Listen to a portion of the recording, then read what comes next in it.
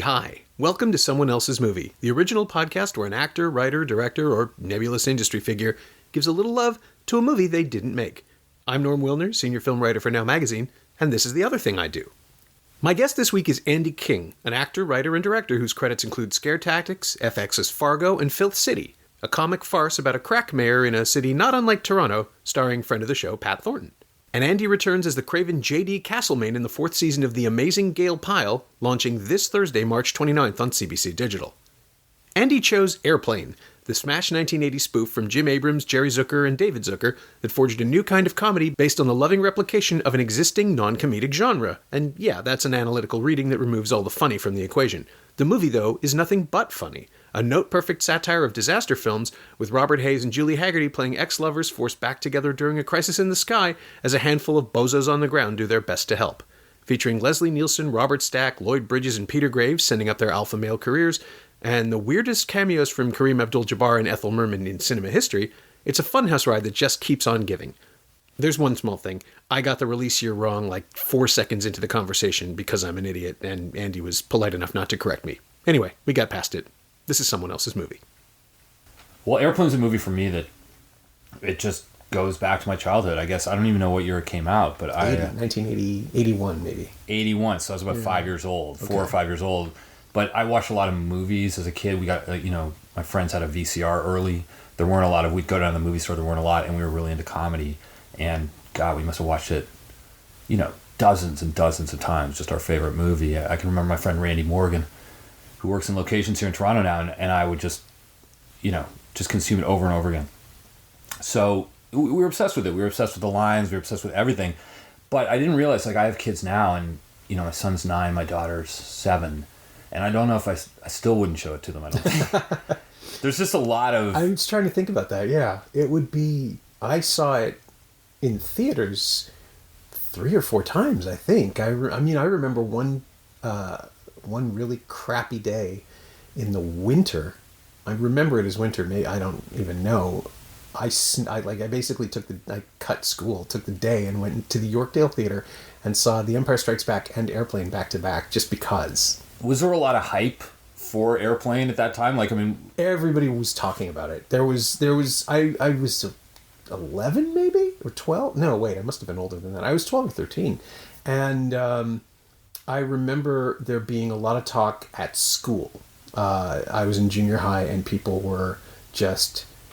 kids were talking about it constantly because it was a transgressive movie that we could get into. We couldn't have gotten into Animal House.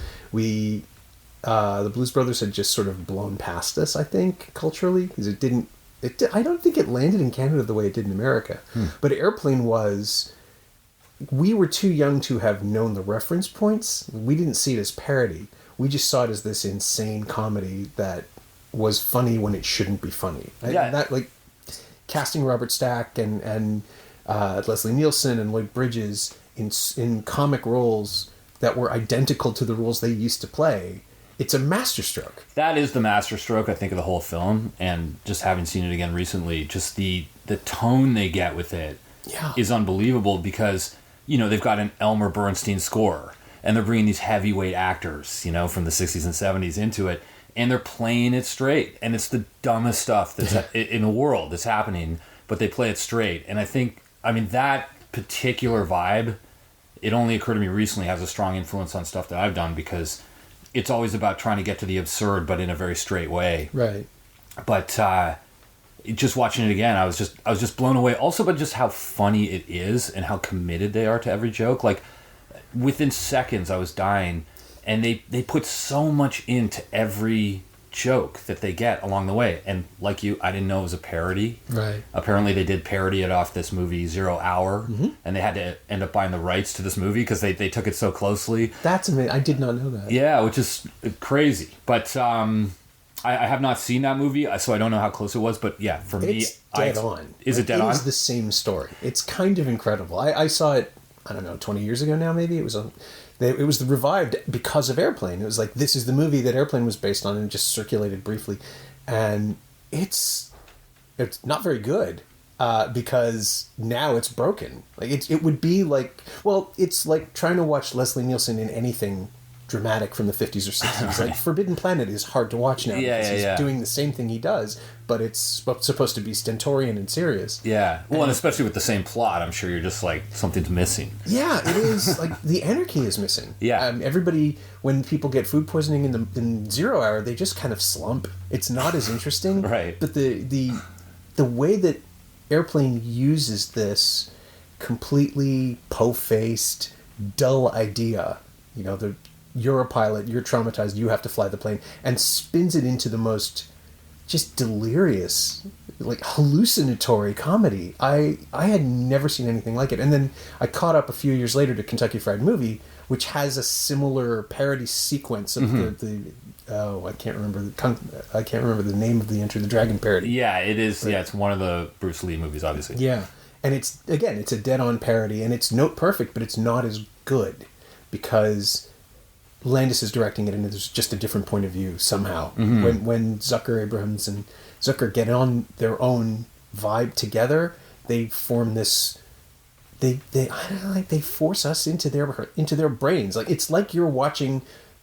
Oh, what is it? It's like Mystery Science Theater before there was Mystery Science Theater. You're enjoying how bad this movie is, and the movie knows it, and the filmmakers are inviting you into it. Well, that's a strange thing, though, that you bring up, because, see, it doesn't, in some ways, because the comedy's so absurd, they're winking, but they're also not winking, right? And they're not being that accessible, because, it allows it, the interesting thing about Airplane compared to Kentucky Fried Movie and some of those other ones is it's not just a series of sketches. Right. It's very much like a strong, plotted movie, and probably because they stole a plot.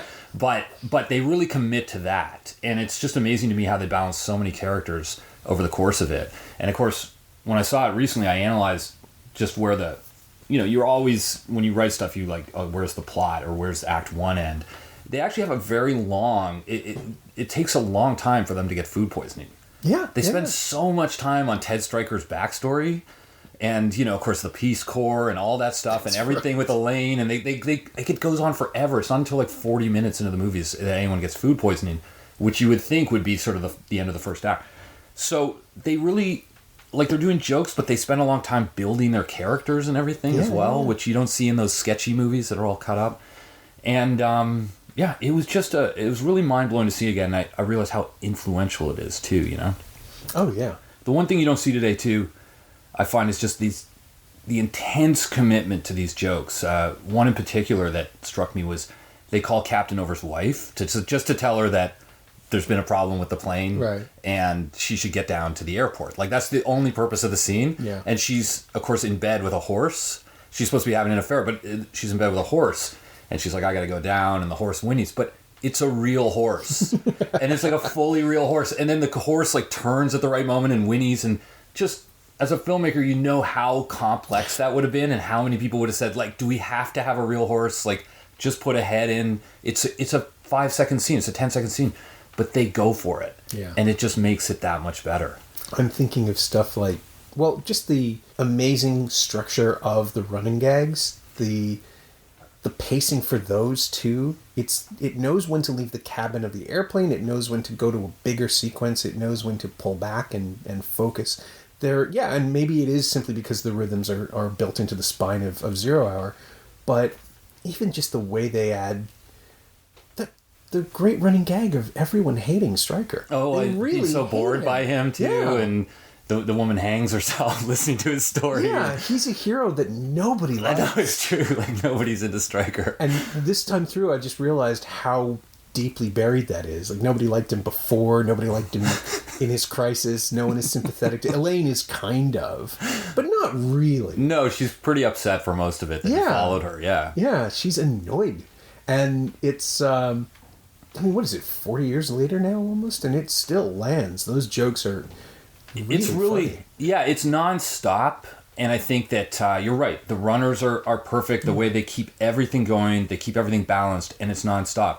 Another thing I noticed is, like, if they have to do exposition, they never do exposition unless there's something else funny going on in the back of the scene. Yes. right? Yeah. So they're always doing a joke. There's never really a dull moment. Like there's that scene where I believe it's Captain Over and just the pilot's discussing the weather. So it's a setup to say that there's going to be bad weather. Yeah. But meanwhile, the guy's working on the hood. Right.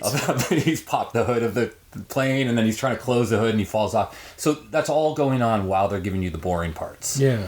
That scene in the asylum that's supposed to have all the details about what's wrong with Stryker, and you've got there's actual Ethel Merman moments. Oh my God. They got her in there. Ethel Merman's in it. I mean, the asylum actually has one of my favorite jokes of the whole thing, where he's painting. He's trying to stay calm, or he's sort of rattled by this raid over Macho Grande, so they've got him in the hospital. He's painting to kind of, keep his mind, I guess, in a good place. And Elaine comes to see him, and they reveal his painting, and of course it's just the most horrific painting with this army guy with his leg over his neck and an exploding Jeep, and he's holding a baby. Yeah, and it's just insane. Carnage. But it's total carnage, and it's absurd carnage. But they don't just leave it there. They carry on with the conversation with him and Elaine, and then a couple seconds later you hear, "Hey, Stryker, can I take a break?" And we reveal that it's the actual scene that he's painting. It's not just out of his mind. He's actually staged this in the asylum. So it's sort of like you can't even believe it, Yeah. It's so funny, and they compound, like they build on top of each other. Yeah, it feels improvised more or less, and not in terms of even a given scene, but just everything in it is a pile-on on something else. It's the yes and game that goes for 90 minutes and is an airplane movie. I mean, they just found a way to pack all this stuff in. And then, I've forgotten the name of the actor who plays Johnny, but when he shows up, and it's halfway through the film easily, right? He's a late addition. Yes. But it is an idea too great to not put in. Yes. You can just sort of feel them, we can also give him some space. And he becomes the button on 3 or 4 different scenes. Well, yeah, and incredibly, like, for me, because I was so young when I saw it, he was my favorite part. Okay. And I spoke to a friend of mine recently who showed his kids, who were about 8 or 9, Airplane, and I was like, "You showed that to them?" And I asked him what was their favorite part, and of course it was Johnny. It's the kids thing. It's so absurd. It's sort of like absurd inside the absurd. And of course, at that age, I couldn't get the references of Lloyd Bridges and all this stuff, sniffing glue, which I love now, obviously. Yeah. But. And Johnny being coded as flamboyantly gay goes right past you. Right past, too. Yeah. He's like a children's entertainer. He's more like a child, yeah. And he's making the hat, and he's saying the dumbest thing. So, yeah, that I remember being my favorite character at that age. Yeah. Of course, later, McCroskey and, obviously Robert Stack is just so incredible. I was trying to figure it out, thinking back on it. It's like, I think I knew most of them from TV. I watched television a lot when I was a kid because there was really, it was the 70s. There was literally nothing else to do except go outside, and who's going to do that? I knew a lot of the faces from things, but I was too young to really understand where they fit. Mm-hmm. And so the authority that those actors bring worked for me, I assume, the same way it probably worked for Paramount when they're making this movie, that your safety is you're paying a lot of these actors very little because they're session guys now, essentially. Yeah, that's a good way to put sort of going through, like, they were all in Columbo and they were doing television, and this came along and we can get them. They're available. Why not? And I remember an interview, I think it was with Abrams somewhere, where he said that it was Lloyd Bridges who didn't know how to play it, and he said, "Just do it. Just do it the way you would do it. We'll make it funny."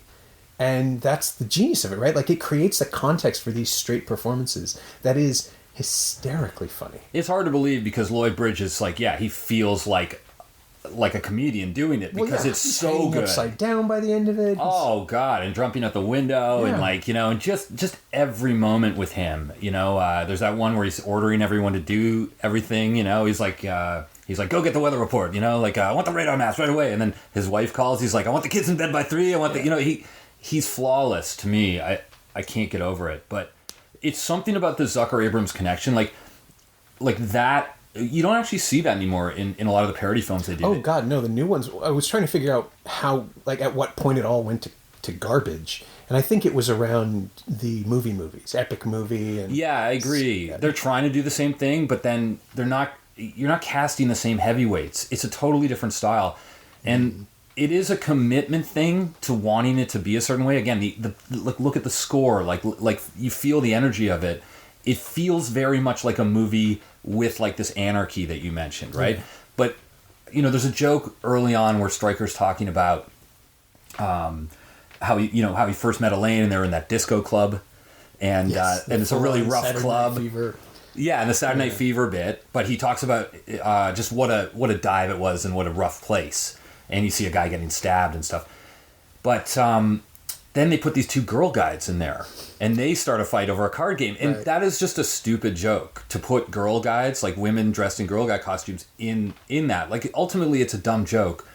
But they commit so hard, like they're actual stunt women, and their fight is so insane that within seconds you're completely caught up in it, and they're like throwing each other and like down the bar and kicking down the stairs, and so it's like that. It's like this commitment to just do a really dumb joke the best way you possibly can, and that's what I love about it. Well, it won't let you reject it. Right? Like it just barrels through every single possible response, every single possible resistance to.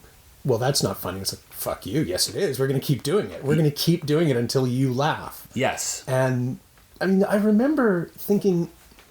Well, I don't remember. I was trying to figure out how much of it would still be possible. Because it's not as aggressively misogynist as a lot of the other stuff around that time. There's that early conversation about the loading zones, the white zone, which immediately, within 5 minutes of starting this film, leads into "You want me to have an abortion?" Oh, this no. And dropping that in 1981 is a pretty big thing. Yeah, that's heavy. I don't know if you could pull that joke out now.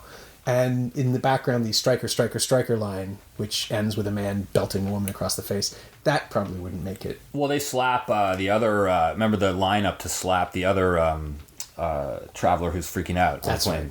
And she's the one who's like, Ted or John never drinks coffee at home. That woman, and then she gets hysterical, and then they're all lining up with the bat and the belt or whatever. Yeah, there is quite a lot of abuse in general, and I mean I think a lot of old comedy stuff has abuse. Mm-hmm. It is, I would say, you could definitely make an argument that it's misogynistic. I mean, it is culturally at that time. I can think of so many things that were much more like that. Sure, well that's it, right? Like this film has a good-naturedness behind it somehow that a lot of the other ones don't. And that's the thing that didn't carry forward into the other parodies. The Wayans stuff, the scary movie films, they doubled down on gross out and excess and cruelty in comedy and gay panic jokes and everything else. It's like the first two scary movies. The second one is... the first one's kind of fun because Anna Faris convinces you that it's okay. She's going along with everything. And the second one just turns into long stretches that replicate other films, which is never what Zucker, Abrams, and Zucker did. They made their own thing out of the old thing. Mm-hmm. Well, yeah, and that's the question, though, that I have, because I haven't seen 0 Hour, and I believe you have. Mm-hmm. But, sometimes, like, when you know the reference, you go, oh, they're just... lifting this, right. But then when you don't know the reference, you think it's sort of clever and creative. I mean, again, I would just say that the Zucker, it's definitely coming from a different place than the Wayans are, for sure. Mm. But and then the guys who made Meet the Spartans, an epic movie, and those films are just...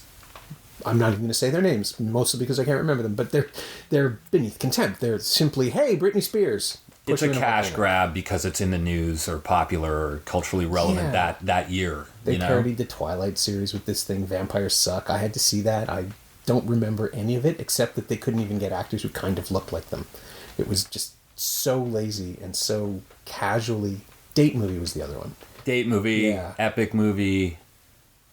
Meet the Spartans, Vampires Suck. I think there's one more, and then you have Marlon Wayans going off and making a haunted house and those things where they're just not. There's no inspiration. It's simply feeding on the corpse of something else that was successful. And and I agree. And do you know what it is? It's like the Zucker approach, especially in Airplane. Like, to me at least, they elevate it to an art form. Like, it really, truly is. They're trying to make a movie that has the semblance of these things. It has its own dramatic push forward, and yet all this chaos can happen. And they, like I said, they commit to every joke. They're not just... There's nothing that's a throwaway. I mean, it's interesting you said earlier that it feels like improv. I think... I'd be very curious to know what the writing sessions were like. I feel like that's maybe where they improv, where they just kept pushing harder, more and more. But then... to make this movie, it must have been just all technical. Do you know what I mean? Oh no, you'd have to have everything planned out. Yeah. Just the restrictions that they placed on themselves, which then allow them to create these great big play sets, but they're still locked in. You have the inside of an airplane, you have the air traffic center, you have some cars. That's about it, right? There's not much else that you can use. I was fascinated by that too. There's sort of an illusion going on because it really does feel like an airport and a plane and all these things. And there's that shot of the plane crashing through the window. I don't know if that was stock footage they got or something. Yeah. But there's some big set pieces. It felt pretty major, yeah. Yeah, there's some big set pieces, but I was wondering, it was ultimately, they said, a very low budget movie. So I was thinking, how could they do that? But I guess they were still a studio film, Yeah, it's Paramount. They have some access. Yeah. And it must make it, it obviously made it easier to get some of the cast on board, but it still feels like it got away. Like it doesn't feel like it was released. It feels like it escaped. It was so odd that no one knew what to do. Nobody knew how to refer to it. Was it a parody? Was it a spoof? Was it a satire? It's all of those things. And the only thing apparently we could agree on was that we all loved it. That's the thing. It just hits everyone so big, and it made so much money. It was an instant success. It spoke for itself, and it's a cultural reference to this day. I mean, you can just, I'm looking at the picture of the cover here with what's his name, the autopilot, yeah. the autopilot. Because of course it's Otto. Right, of course. But I mean, I've seen that image show up in different things lately, or recently, and people get it. And like you said, what is it, 40 years old or something? So it's about to be, yeah. It's about to be 40 years old. I don't like to think about these things. 37 right now. But yeah, it's... Did anyone do a parody type film like this before this? I know Woody Allen had done What's Up Tiger Lily, where he overdubbed another movie. Yeah, he redid the entire film. There's there's stuff in...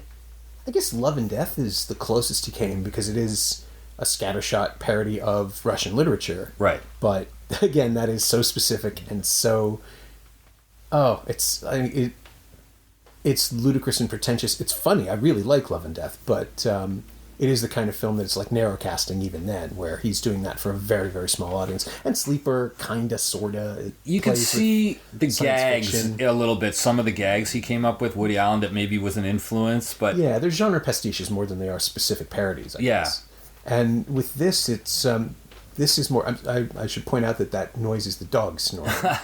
If the recorder picks it up. He's bored. There are times he is... There was one episode, we did one with Scott Thompson, where Dexter liked him so much that he basically cuddled up and fell asleep on his chest. Oh, man. And you can hear him snoring halfway through the episode, and it sounds like I'm bored and going... So that's not what's happening. I'm jealous now. I'm jealous of Scott now. Making himself known. Dexter didn't really pay too much attention. Well, it was the old place. We only had one couch. Okay, I see. It's good. I feel better. And meanwhile, just buzzsawing. Weirdly enough... There he is. Yeah. The movie I think of now in the most logical inheritor of what Airplane does is Hot Fuzz. Yes.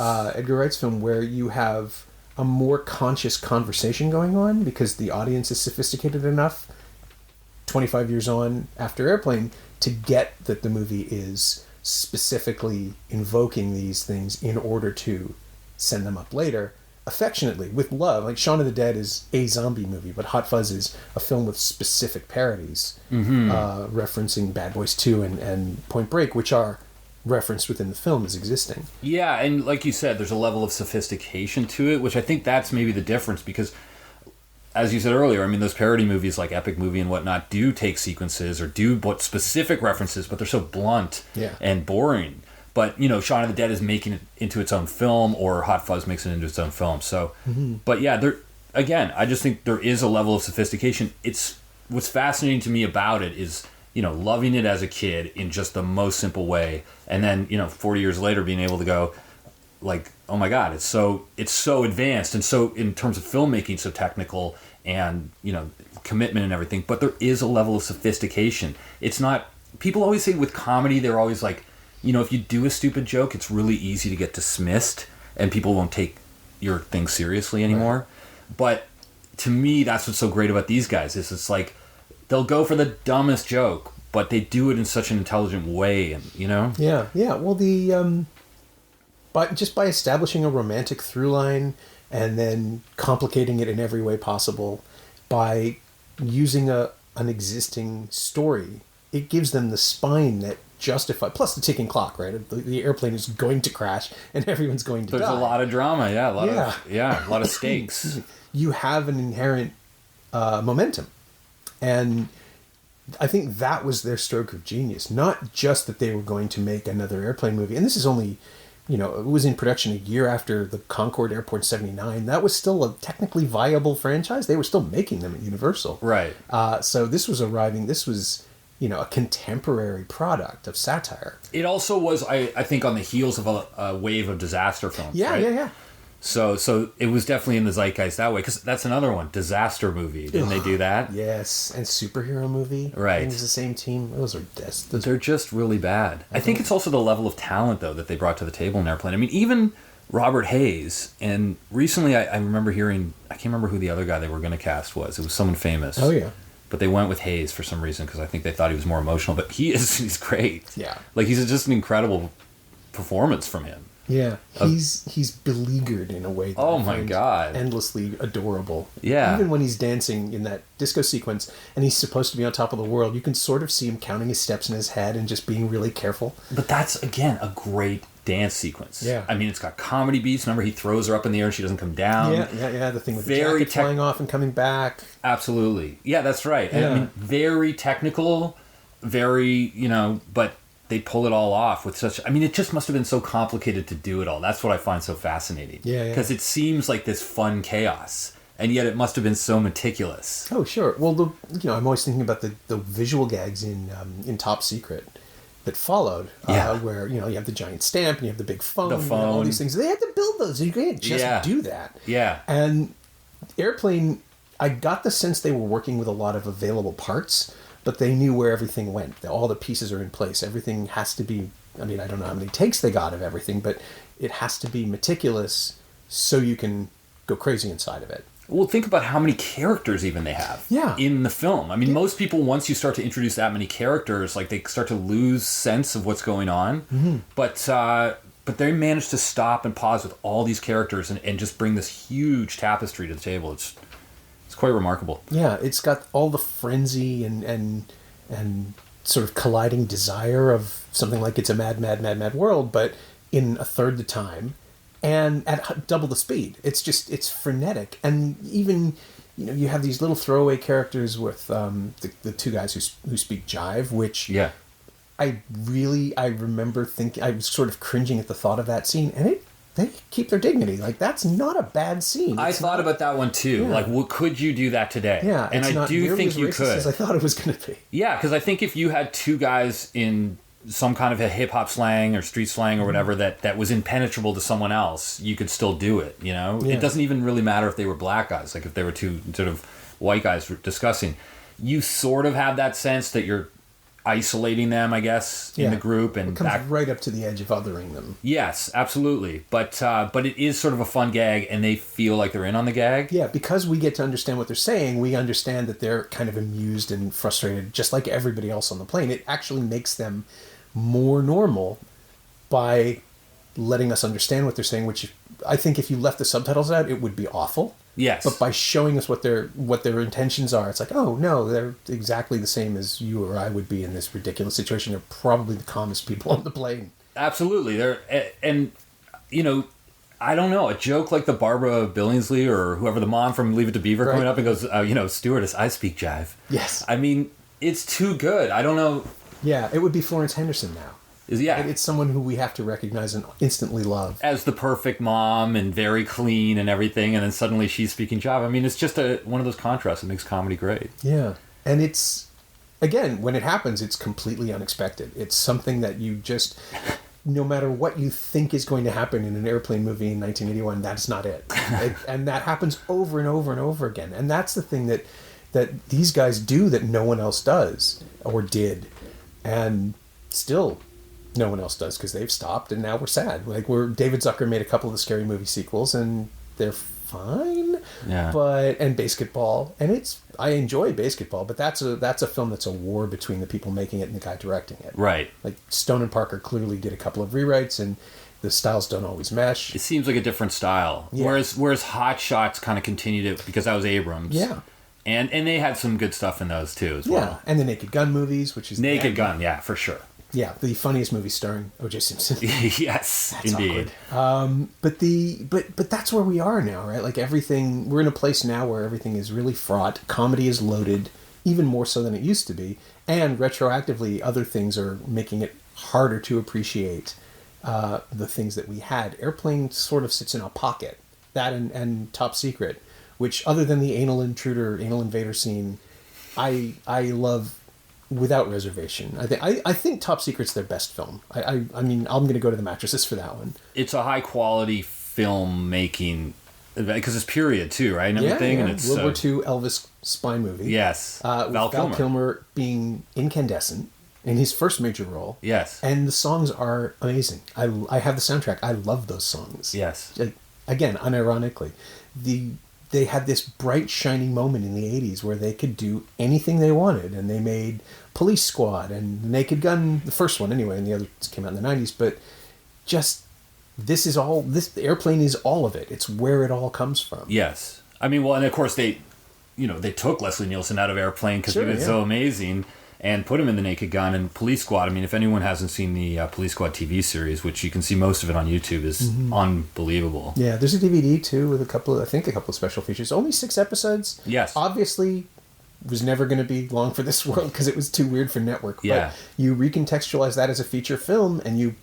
make 3 of them. They printed money. Massive hit. Yeah. Yeah, huge hit. And I can remember going to see Naked Gun in a theater and like just having that communal experience of people like crying, like just absolutely just dying. You know what I mean? And that's a lot of fun. Yeah. Well, that was what the first Airplane was for me. The first time I saw it, it was mostly the adults who were just sort of paralytic with laughter because they were getting it on a level I wasn't. And I was, as a tween, it was just like, this is really funny. I'm into this. I will come back and watch for more jokes. And you could go back, and movies played forever. I mean, I know it played for months here. I mean, when I saw Empire, it was over almost a year later. Wow. And it was the same day. Films just ran because they could. And the last time when I went to see it by myself at the Yorkdale, I was almost alone. It was a matinee at a shopping mall on a weekday. And I could just sort of look at it. I had seen it enough that I was familiar with it, and I was just, maybe this is even the beginning of what I would end up doing, but I wanted to take it apart. I wanted to know why it was funny and understand what it was. And I got distracted and ended up laughing too much. Well, that's just it. I think, like you said, it's like most things, I think, that people make, there's sort of this intangible quality of like, can you just, like you said, you wanted to look at it, like you want to live in it, like you want to sort of explore that world, and Airplane just brings you right in, I think. Don't you think, Norm, too, that like now we could use something like this in our absurd times to really go like heavy with the, we have satire, we have our Colberts, and we have all these other things, but to sort of encapsulate the absurd times we live in now, I would love to see someone do something at this level. Yeah. And just tear it apart. What would you do though? Like, where do you even start? That's the problem, right? Because as soon as you think of something insane, it happens now. Yes. I think we've reached a point where we all have the ability to make things real by worrying about them. It's weird. I mean, now it is, especially in the Trump administration, it's so much harder to satire anything, to parody anything, because it's real the next day, like you said. Mm-hmm. And the other thing I find about actually nowadays is, trying to come up with ideas or satirical ideas, anything like that. It's almost hard to compete with what reality. Yeah. Like, and my own attention is focused a lot on reality. It's like we're all watching the greatest reality show of all time, right, and the stakes can't turn it off, and it won't stop. It won't stop. It's on every channel, and the stakes are nuclear war. So, you know what I mean? How do you compete with that? But the satirists right now have more sort of importance, I guess, and more power than, you can watch Stephen Colbert and get more out of it than watching the news, because the news they don't know how to really talk about anything, because they don't want to be they're either too harsh and too kind of reactionary or hysterical, or they're trying to play both sides when they shouldn't even be. Whereas I find satire just cuts to the heart of it. But I'm digressing. All I'm saying is that it's all relevant. It's important these days. And, although these guys weren't doing anything necessarily political, it's just that chaos and anarchy and the willingness to just go so deep on the jokes. I would just love to see someone with that spirit just tackle our times. Yeah, I worry that the person who does it will be wildly unqualified. Like it'll be an accident and no one will see it coming, that suddenly this film will arrive that predicts the thing that happens 6 months later. I mean, everybody with Trump, everybody brought up Wag the Dog, which is naive, because in Wag the Dog it's people scrambling to contain a situation. It's not Trump, it's the people around him, and we know that the people around him aren't that bright. So it's disappointing that fiction is more comforting in that even when it's a satire of a presidency derailed by sexual malfeasance and then the mendacity around that, there's more on the ball because it's a screenwriter who's thought it through than there is in watching people in the real world reacting to it. I was thinking of, there was some other perfect example. Shit, what was it? No, it's gone. A film? Yeah, recently too.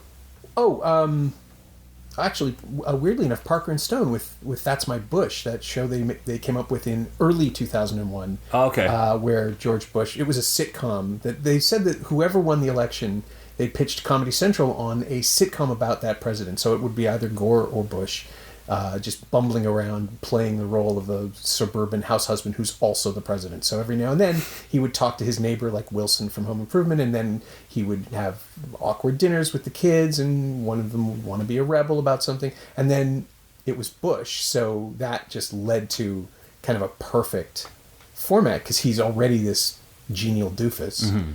And then 9/11 happened. It's like, well, we can't do this anymore, and they just shut the show down. Right. But that was kind of on the ball of understanding a persona so well that you can build a show around it while still telling the truth about this guy, which is that he's in over his head, he's wildly unqualified, he probably shouldn't be president, but you know, it was the whole thing extrapolated from he seems like a really nice guy to have a beer with. Right. And you couldn't do that with Trump. Well, that's a weird thing. Actually, they're doing, right? Colbert's doing a... Everybody, there's a cartoon, there's the President Show with Tony Adamant. Yeah.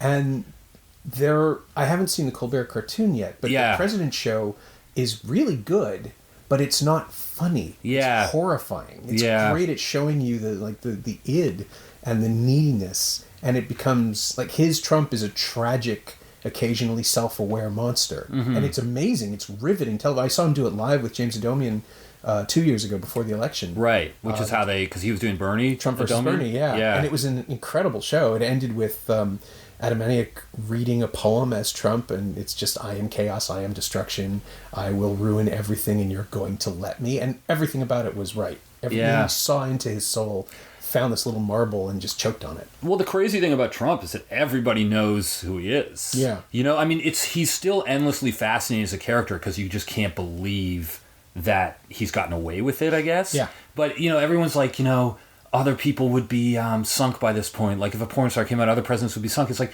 yeah, because we all know Trump's a piece of shit. Like, he's set the bar so low. Yeah, there's no bottom. So there is no bottom. I saw, actually, it was a great comment the other day. Someone was like, rock bottom, where the hell are you? But it's true. Like, there is no bottom. So, but that's not a good place to be. Like, it's like, oh, yeah, like, we're not upset that he slept with a porn star because we already expected that he's such a piece of garbage. But, when that's your sort of going mentality, that's a horrible place to be. It's almost like, I don't even know if people want to see political satire or something. Like, it's almost like everyone's like, enough. Yeah. I'm also just talking about myself and what I want to see and whatnot. Like, I want to see that, but then at the same time, what's the thing that's going to kind of, like, I don't know, just like bring us all together in sort of a grand scheme, not just analyzing the politics. Does that make sense? I don't know. Yeah. I'm just sort of...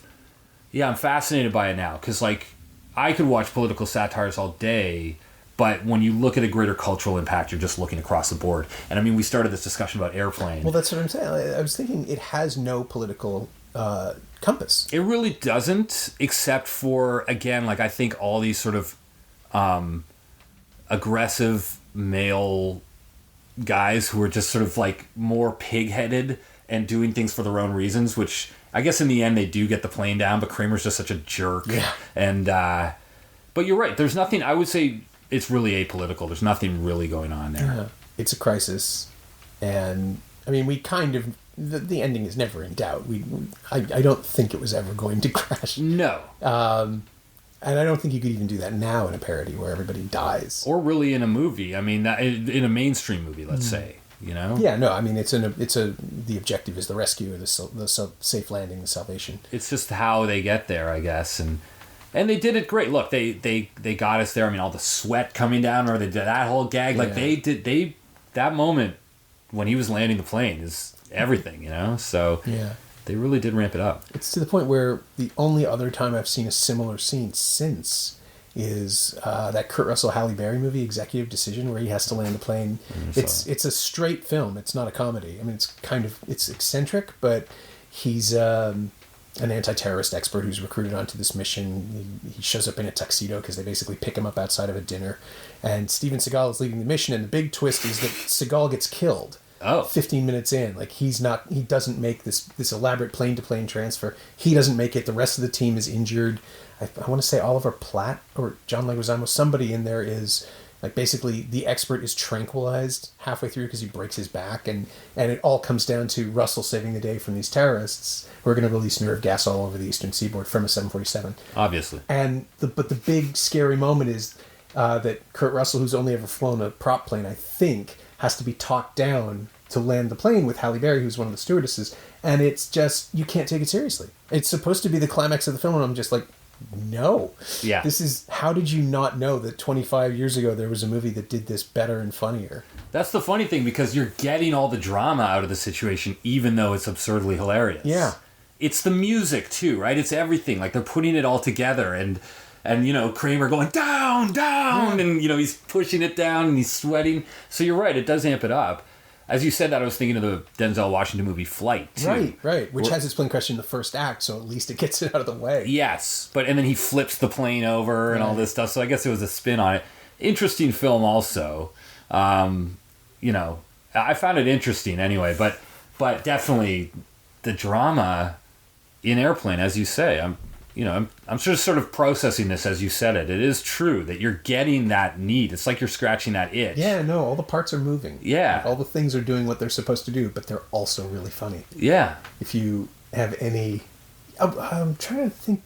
I don't remember where I heard it, but it's obviously true. They said that their nod to Zero Hour was that the prop plane noise is played over every shot of the plane flying. You're not hearing jet engines, you're hearing a prop plane. And I think... because that was the original film, was a smaller plane with prop engines. Okay.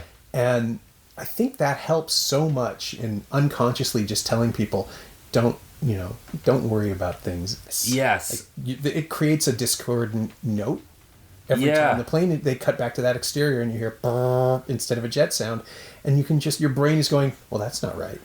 That's right. I guess, it's funny because, sound is... To me, I came from Chum, actually. I worked in the Chum days, and there was I didn't know that. The head of sound, Bob Cook, back then. Of course, he was the head of sound, so he was biased, but he would always be like, "Sound is 60% of the game," and he would always get really angry about it. But he is right, and sound does so much subconsciously. I mean, I was thinking about that watching. I thought even The Force Awakens to The Last Jedi, the sound took a nosedive. Like J.J. Abrams got it more right.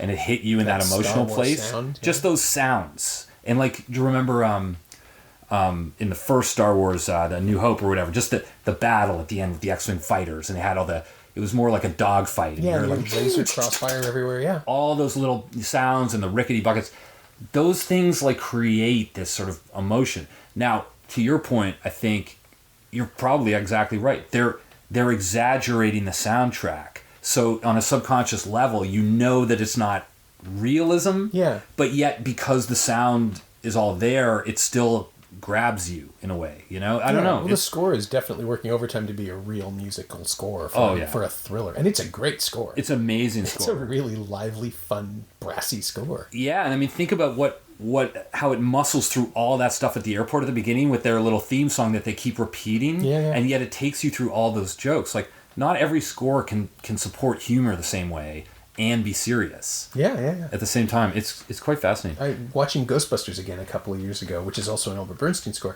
that score is way more jokey. Yes. And it's working in a way that the movie isn't. Quirky, yeah. Yeah, because it's bouncing and it's got horns, yeah. things like that. And the movie is this kind of dirty, gritty New York look. Agreed. Where they are not playing it for laughs. Yeah, and I would argue that that's one of the weaker points of Ghostbusters is that, and I feel like that's Reitman, who's a little bit quirkier in his sensibilities. Yeah, it's like he didn't trust the cut. Yeah, when he saw it, except that the song is terrific. The musical score is actually like it's fighting with the soundtrack, which is more poppy and has the right tone. It's sort of looser and goofier. Yeah. And the score is just trying really hard to get you to the big moments. To get you to those horror moments. Like it suddenly goes into horror.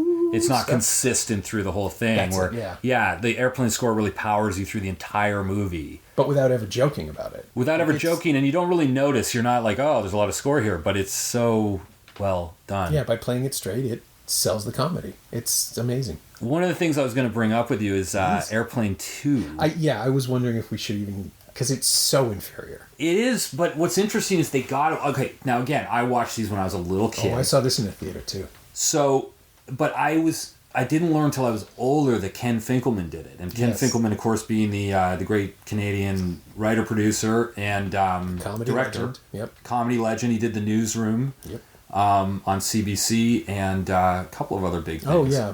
4 or 5, I think, over the last few years. Yeah. Very strange guy in person. I don't think we've ever met. I went out for coffee with him, or for a drink with him, and, looking for some advice, a few years back and whatnot, on just, because I thought he was a very successful guy, and I was inspired by him and the fact he did Airplane 2, I'd found out, and all this stuff. But, he's not really an advice kind of guy. Okay. He regaled me with stories of his Hollywood days and whatnot. But, and he had quite a successful career as a screenwriter, there's no question. I mean, he was in this building at Paramount and all this stuff. But anyway, he did Airplane 2. Part of the reason I got to meet him was I had worked with his nephew on a project. And his nephew told me that when he was a kid, he'd walk, he'd go visit his uncle, and he'd have like just a $100,000 check sitting on his desk from Airplane 2 residuals. Jesus. Like just lying around. And he was like, oh, what's this? Oh, no, throw it on the other side. But I think he made a bundle of money. It's a big thing to step into. Yeah. After Zucker. And in a way, I mean, to me, he pulled it off being a little kid, but I haven't watched it in 25 years. So yeah, it does not hold up. I mean, so much of it too is the it leans into the things that Airplane did effortlessly, just casting William Shatner and putting him in space and doing all of... I mean, you don't go to space until the 4th movie. That's the rule. I don't know why they did this in the second one, but it jumps too far too fast, and it's too ambitious without really understanding what made the originals so great. It sort of prefigures a bunch of the Scary Movie sequels in that, well, we're going to do these things that we vaguely recognize that the kids like. Mm-hmm. And Airplane is definitely...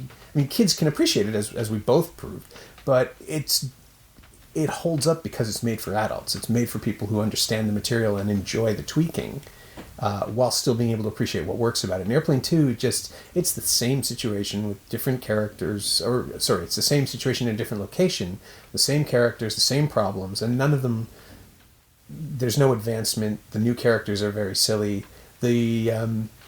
Well, sometimes actually when I thought back, I think a joke is from Airplane, and then it's like, oh no, it's Airplane 2. Yeah. So they did have quite a few gags. I mean, I told my daughter about that, just these dumb lines where it's like, remember Elaine has a new boyfriend?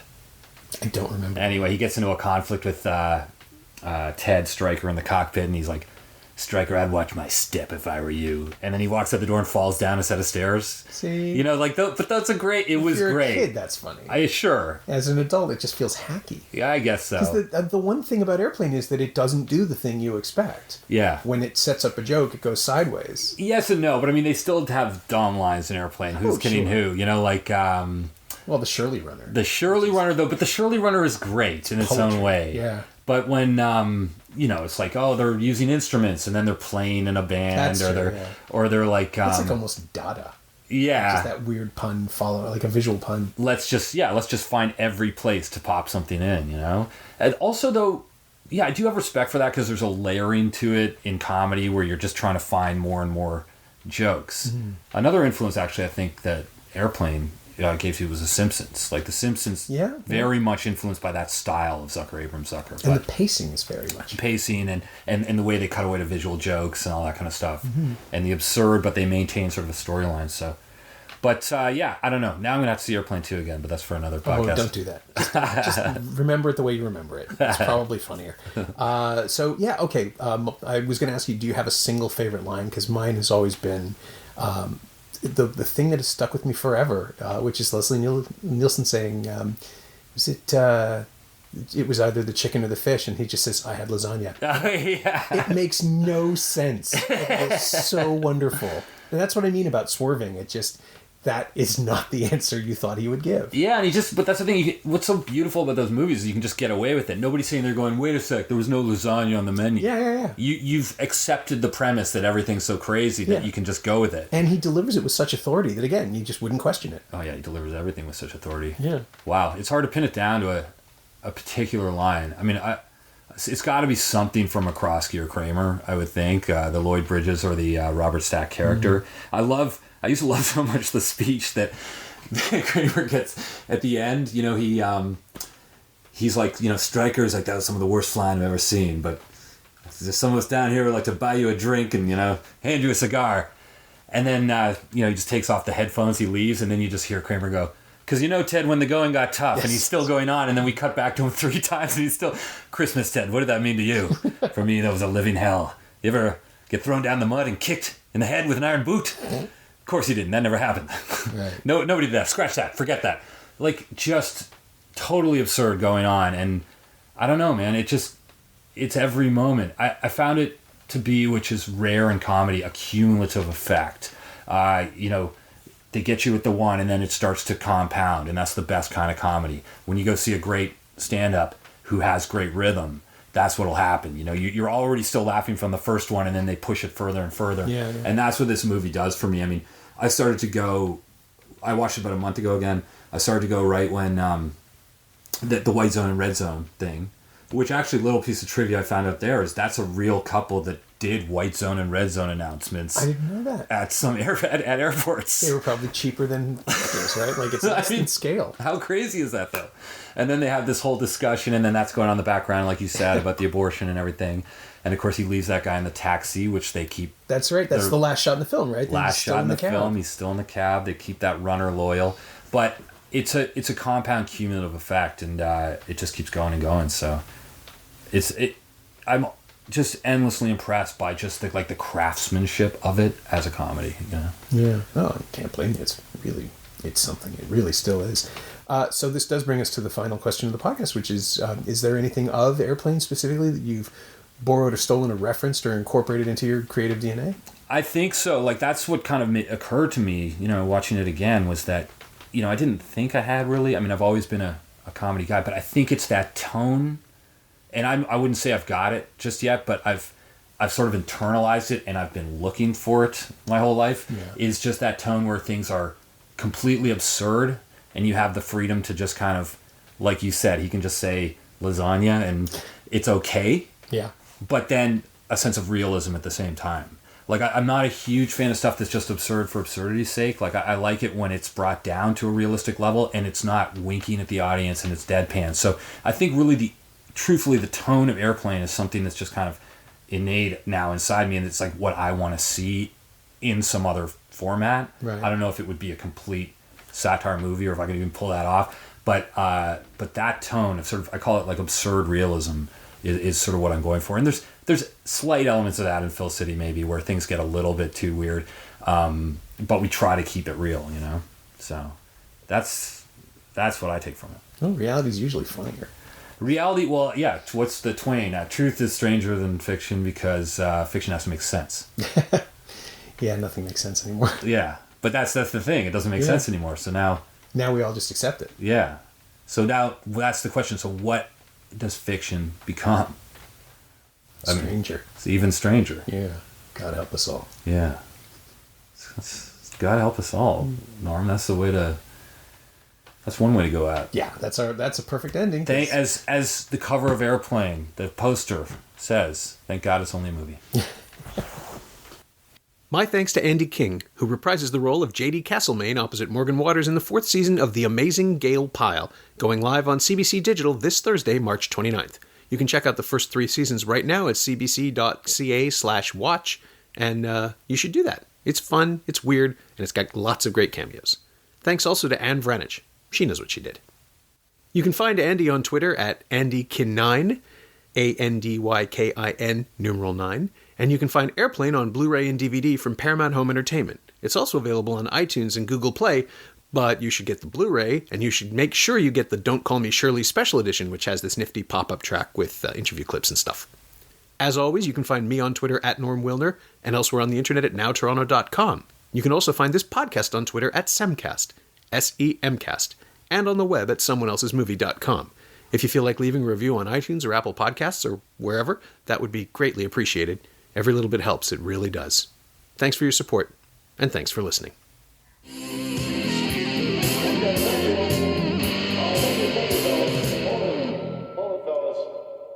I'm afraid you're just too darn loud.